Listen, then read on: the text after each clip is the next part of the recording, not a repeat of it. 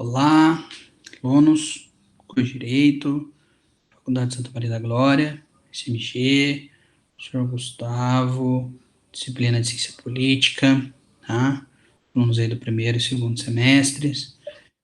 Hoje, de uma forma aí extraordinária, tá? Até com autorização da coordenação, eu vou estar fazendo a nossa aula gravada, tá? Hoje, como é a nossa última aula do semestre, né, que semana que vem nossa aula seria dia 2, aí já vai ter começado as provas, segundo bimestre, né, então essa é a nossa última aula do bimestre e também a última aula do semestre, beleza, pessoal? Então aí, tá, essa situação está acontecendo aí, devido ao fato de que hoje começam as bancas dos alunos do 10º semestre, tá? Os alunos do 5º ano que estão terminando o curso.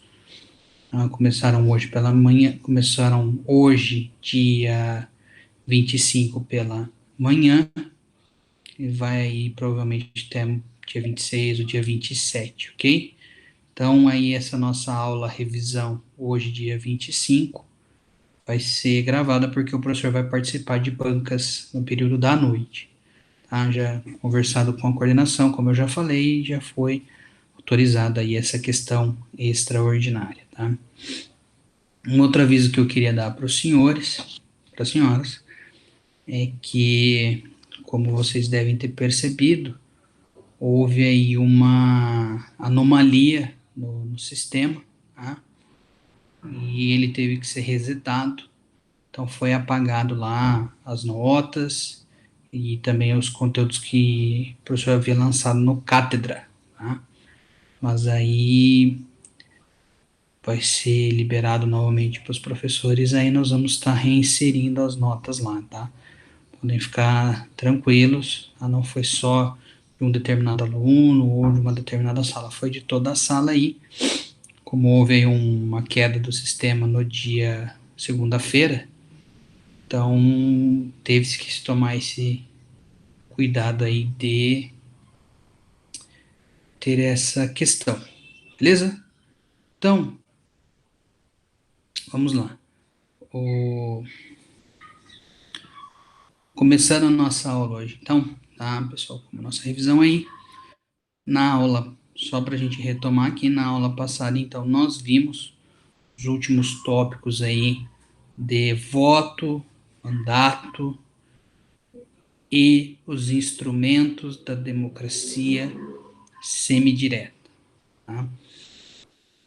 Então, aí, vamos falar das democracias, tá? Começando a revisão. Eu vou começar aqui a revisão do tema das duas últimas aulas, tá? Nós falamos de democracia e dos institutos de democracia semidireta, para daí depois a gente acaba falando aí das ditaduras, ideologia e autoridade, que foram os temas das nossas aulas. Beleza, pessoal? Tranquilo? Bom, então relembrando lá, democracia é um direito que emana do povo, pelo povo e para o povo, como dizem alguns teóricos, tá? Mas aí então nós vamos ter que o poder ele emana do povo. Como nós vimos também, nós temos lá que a democracia ela começa na antiguidade clássica, quando nós tínhamos lá a democracia direta, tá?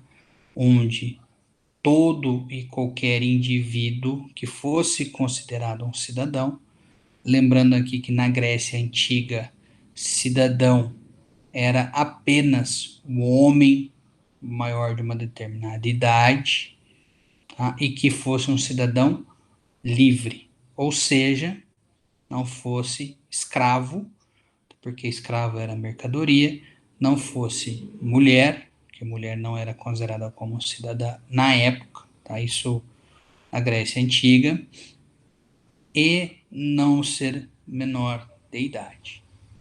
Então eles se reuniam na Ágora, normalmente era uma praça. Vamos levar em consideração que a gente se reúna aqui na Praça da Catedral para debater os assuntos da cidade, da comunidade, tá? Que cada cidade-estado grega tinha a sua individualidade, a sua situação, tá?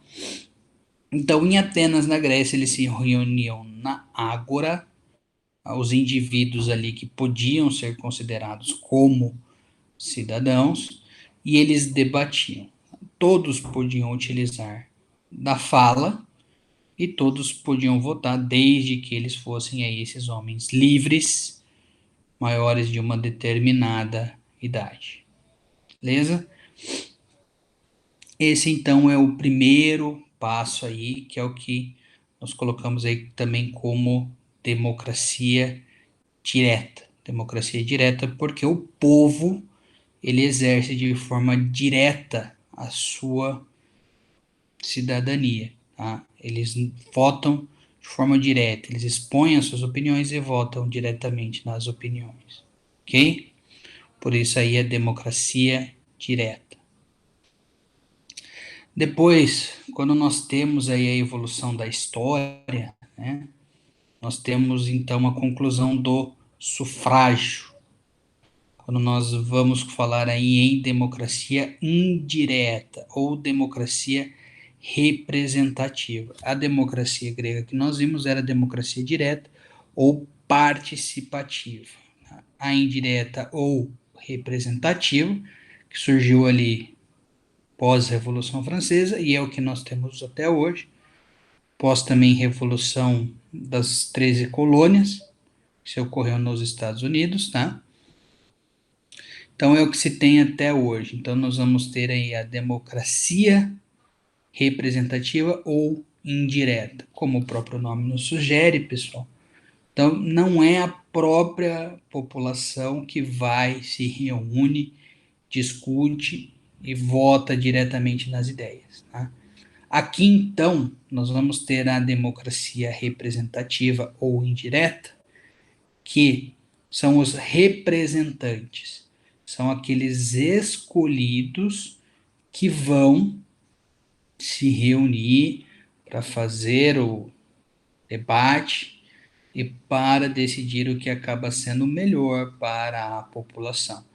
Vão ser os parlamentos, como nós temos no Brasil Parlamento Federal, que é dividido em duas câmaras, né, a Câmara dos Deputados e o Senado, ou as Assembleias Legislativas dos Estados, ou as câmaras de vereadores nos municípios, tá? Então, por isso que é representativo ou indireto. Não é a população que se reúne, não são os 400 mil habitantes, ou os colocar aí, sei lá, maiores de idade, que possam se manifestar aí, que sejam tem os seus direitos políticos inteiros, vamos colocar uns 250 mil. Não são esses 250 mil que se reúnem para fazer essa discussão, mas sim os representantes do povo, aí, seja no legislativo, seja no executivo. Tá? Então aí acaba sendo um pequeno grupo. Tá?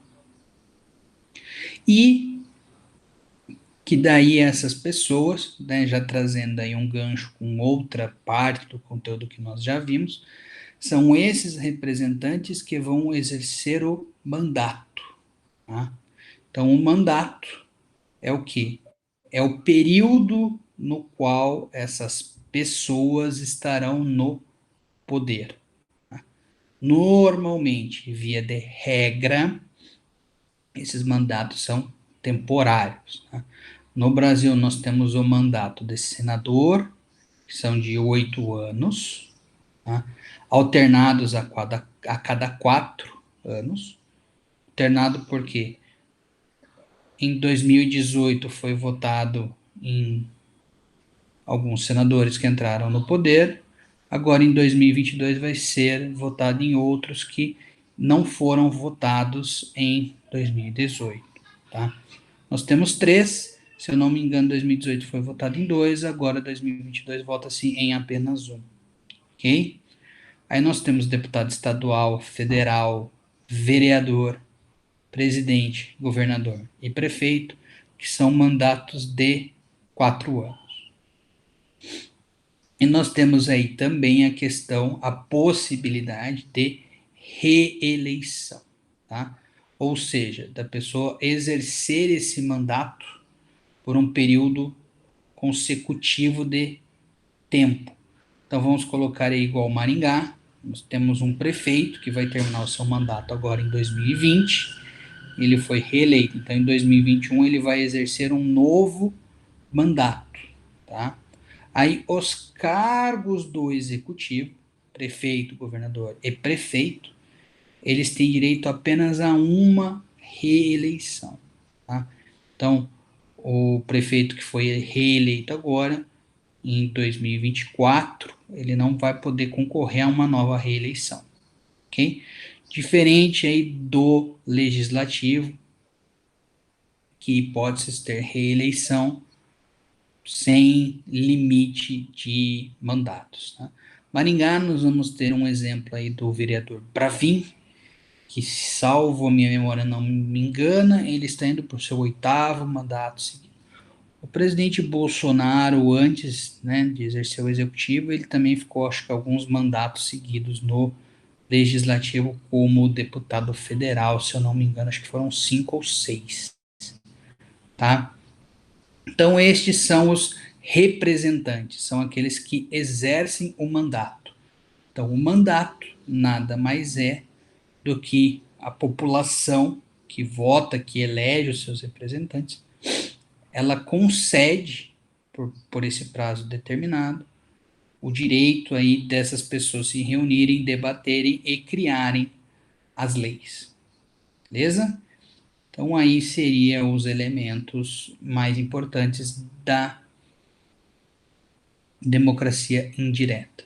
E nós temos aí a democracia semidireta ou democracia mista, pessoal. Então nós vamos ter nessas democracias, como é o caso do Brasil, a mesma questão da indireta, dessa questão dos representantes serem eleitos, né, serem eles que manifestam a vontade do povo, muito embora o povo tenha o poder, né, o poder emane do povo, o povo cede de forma temporária para os seus representantes. Porém, né, nós temos outros instrumentos, que daí são chamados instrumentos da democracia semidireta, que permitem que a população, de uma forma direta, ela vote para escolher a questão do país, ok? Então nós vamos ter aí o que? Nós vamos ter o referendo, o plebiscito, a lei de iniciativa popular. Esses três existem no ordenamento jurídico brasileiro, pós 88, e nós vamos ter aí a revogação, tá? Seria o recall, ok?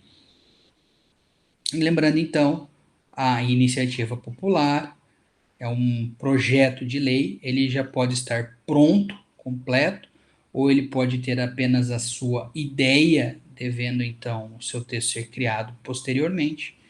Ele vai ter aí uma quantidade mínima de assinaturas da população. Então a população vai chegar até o legislativo, vai dizer: legislativo, nós queremos que você faça estas leis aqui. Então nós vamos ter essa situação, tá? Ou a lei já pronta ou a ideia, beleza? Então chega-se lá, sei lá, com uma lei da questão do cumprimento da pena após decisão de segunda instância. O tema é esse, tá? Está aberto, assim, só tem o tema, os artigos dessa lei, os parágrafos, os incisos, vão ser decididos pelo legislativo. Ou ainda, tá? Pode-se já ter essa lei, essa mesma lei, tem que ser só uma ideia, ela estar pronta, acabada, com artigos, parágrafos, incisos, alíneas. Aí vai ter o que? Nós vamos ter que o Congresso pode aceitar ou rejeitar essa proposta e, a partir do momento que se inicia o processo eleitoral, que vai se passar pelas comissões, vai para o pleno de uma das casas, é votado, depois vai para outra, até a sanção do presidente, essa lei pode sofrer emendas, né? Pode sofrer modificações, tá? E nós podemos aí, então, tá? o verificar o quê? Que essa lei pode sofrer mutações e depois vir a ser sancionada ou vetada pelo presidente, se tiver algum vício político ou vício jurídico de inconstitucionalidade, por exemplo, ok? Nós vamos ter aí a revogação, tá? Que ela pode ser de um indivíduo específico, né? No Brasil nós não temos, nós vamos colocar aí que seria um procedimento mais simples do que o impeachment. Então, teria-se que levantar uma suspeita contra algum membro aí do executivo, talvez o prefeito, né?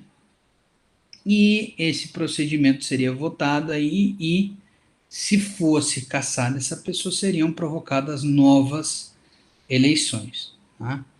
E alguns doutrinadores aí, a gente pode ver do livro do Paulo Bonavides, falam dessa revogação, né, do recall, tanto do recall político quanto do recall jurídico. Então a gente pode também ter essa revogação de mandatos aí, por exemplo, de membros do judiciário quando eles são eleitos, tá? Nos Estados Unidos nós temos alguns exemplos, promotor, procurador, eles são eleitos. Partindo dessa premissa, tá? Então poderia ser revogado pela essa questão da suspeita. Tá? Precisaria de uma quantidade mínima de assinaturas da população e precisaria de um motivo justo. Tá? Não é qualquer motivo, qualquer situação que permitiria essa revogação. E nós temos também a revogação coletiva, que daí, na mesma situação, mas poderia revogar todo um colegiado, tá? Seja um colegiado, por exemplo, Câmara de Vereadores ou Tribunal de Justiça. Tá? Então, esse seria o procedimento da revogação. Beleza? O referendo, ele busca, como o próprio nome diz, referendar. Então, buscar aí a opinião da população. Se a população é a favor ou contra um determinado assunto, uma determinada lei, tá? Em alguns países, inclusive, muitas leis acabam sendo submetidas a referendo. No Brasil, nós tivemos esse instituto sendo usado aí uma vez, salvo minha memória, como a gente viu nas aulas, tá? E o plebiscito também seria uma consulta popular aí para verificar outras situações, tá? Mais específicas aí, como nós vimos, de troca de regime, troca de governo, enfim, né? Como questão exemplificativa lá que nós demos na aula passada, da questão da revisão constitucional. Beleza? E o último elemento aí da democracia. Aliás, né, nós temos ainda outras classificações da democracia. Daí nós vamos ter a democracia liberal, democracia social e a democracia elitista. Beleza? Então, lembrando aí, democracia liberal, ela é uma democracia que busca, acima de tudo, a liberdade do indivíduo. Então, ela surge, tá, com a democracia indireta, juntamente ali na Revolução Francesa, na Revolução das colônias britânicas, que virou os Estados Unidos, falando da questão da liberdade, que o ser ele é livre para querer participar ou não das atividades políticas, né? Ele é livre ou não para votar, ele é livre ou não para escolher os seus representantes, tanto que, se nós formos ver até hoje nos Estados Unidos da América, nós temos lá o voto facultativo, diferente da Constituição brasileira, né? Então, busca-se toda essa liberdade máxima no que diz do exercício dos direitos políticos. Tá? A democracia social, ela utiliza esses mesmos ideais, porém, eles defendem, os teóricos dessa linha, de que nós podemos ter situações onde as megacorporações podem usufruir do governo, podem acabar mandando no governo. Então, eles colocam aí que a população deveria poder votar também nos diretores, nos presidentes dessas megacorporações, dessas corporações ou de escolas. Então vamos pegar aí.